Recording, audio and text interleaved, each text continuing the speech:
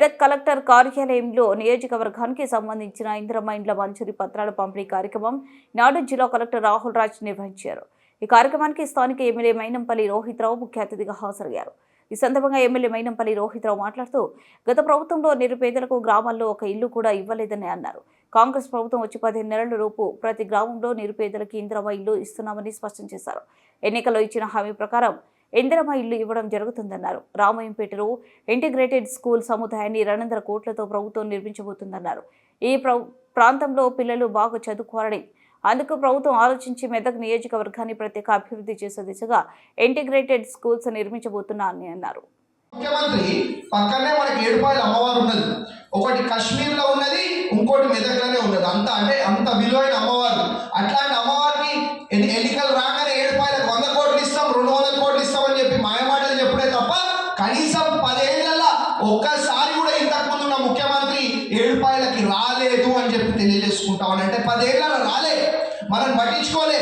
అదే మనం గెలిచిన వెంటనే మన ముఖ్యమంత్రి గారిని మన మెదక్ నియోజకవర్గాన్ని తీసుకొచ్చి బ్రహ్మాండంగా ఏడుపాయల అమ్మవారి ఆలయం కానివ్వండి, మెదక్ చర్చ్ కానివ్వండి, బ్రహ్మాండంగా ఇవాళ అభివృద్ధి చేసుకుంటా ఉన్నాము అని చెప్పి తెలియజేసుకుంటా ఉన్నా.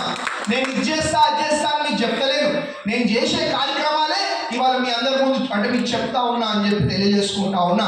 అదే కాదు, మన తాండాలలో జరిగిందంటే మీ స్థానిక ఎంఆర్ఓ, స్థానిక తహసీల్దార్ మీ ఊరికి వచ్చి మీకు ఎటువంటి భూ సమస్యలు లేకుండా మన అన్ని కష్టాలు తీర్చే విధంగా ఇవాళ మా ప్రభుత్వం కానీ మా అధికారుల యంత్రాంగం కానీ మేము మొత్తం కూడా పనిచేస్తూ ఉన్నాము అని చెప్పి తెలియజేసుకుంటా ఉన్నాం. కాబట్టి ఇదే కాదు, బ్రహ్మాండంగా పనులు చేస్తాం. మేము మాటలు తక్కువ చేస్తాం, పని ఎక్కువ చేస్తాం.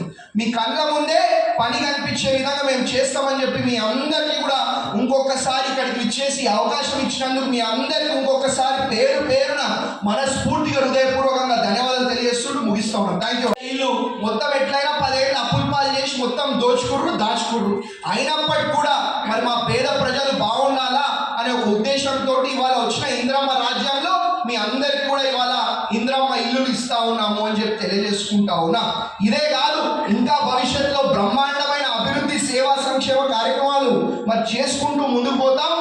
ఇవాళ ఇచ్చే ఇల్లులు కూడా అత్యంత బీదవాళ్ళు, ఎక్కడ కూడా మా వాళ్ళు నీ వాళ్ళు అట్లా ఎక్కడ కూడా చూడలేదు. అందరూ మా వాళ్ళే, అందరూ మా ఒక కుటుంబ సభ్యుల యొక్క ఉద్దేశంతో అత్యంత బీద వాళ్ళకు మరి ఇల్లులు ఇవ్వాలనే ఒక ఉద్దేశంతో వాళ్ళ ఈ కార్యక్రమం చేపడతా ఉన్నాం.